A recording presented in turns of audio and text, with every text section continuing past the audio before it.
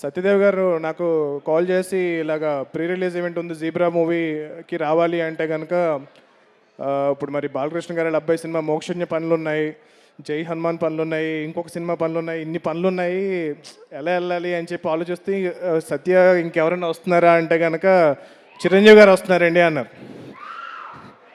అంటే చిరంజీవి గారు వస్తా ఉంటే నీకేంట్రా బలుపు వెళ్ళని చెప్పి నాకన్నా ఆయనకన్నా ఎక్కువ పనులు ఉంటాయి నీకు అసలు.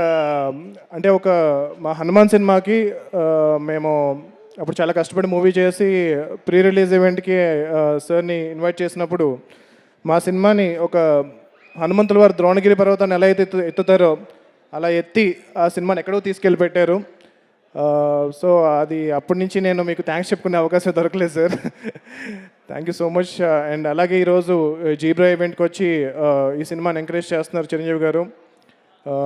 అలా ఏ సినిమా అయినా సరే ఆ సినిమాలో ఒక టాలెంటెడ్ టీం చాలా కష్టపడి వర్క్ చేశారంటే కనుక ఆ సినిమాని ఆయన ఎంత బిజీగా ఉన్నా సరే వచ్చి ఇలా ఎంకరేజ్ చేస్తున్నారు.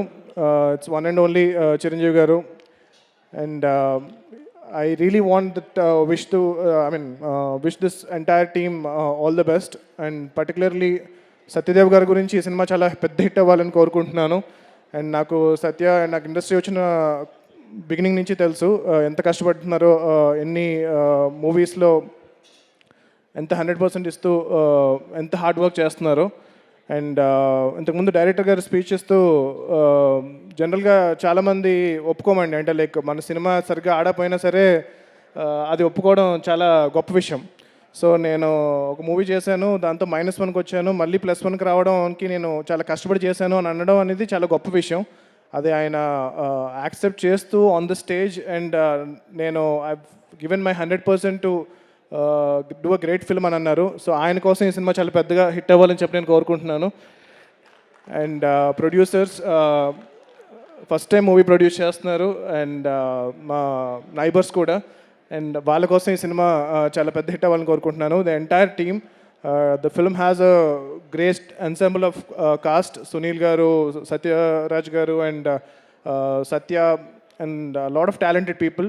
సో వీళ్ళందరూ కలిసి ఈ సినిమాని అద్భుతంగా తీర్చిదిద్దారు. ఈ సినిమాని మీరు కూడా ఎంకరేజ్ చేసి November 22nd ఈ సినిమాని థియేటర్స్లో చూసి మీరందరూ ఎంకరేజ్ చేస్తారని చెప్పి నేను కోరుకుంటున్నాను. Thank you so much. జై చిరంజీవ, జై హనుమాన్, జై హింద్.